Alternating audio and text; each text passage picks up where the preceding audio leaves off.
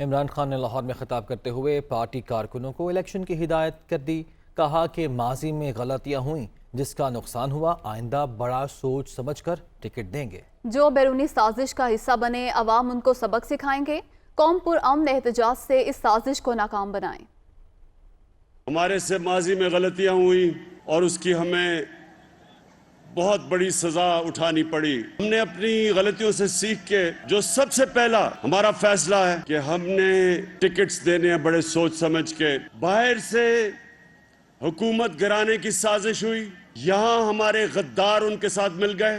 इंशाअल्लाह इस इलेक्शन में जाके हम एक सबक सिखाएंगे सब उन लोगों को जो इस बैरूनी साजिश का हिस्सा थे और जिन्होंने पाकिस्तान की जमहूरियत को, गवर्नमेंट को, उसको इन्होंने गिराने की जो कोशिश की है। इंशाअल्लाह पाकिस्तान की अवाम आने वाले इलेक्शन में इनको वो सबक सिखाएगी कि सिर्फ ये इलेक्शन हारेंगे नहीं, इनकी सियासत की कब्र बनेगी, हमेशा के लिए खत्म होगी। ये जो तमाशा हो रहा है आप सबके सामने, ये जो लोग आते हैं पीटीआई की वोट के ऊपर और कई रिजर्व सीट्स पे आए हैं और वो फिर अपने जमीर का सौदा करते हैं।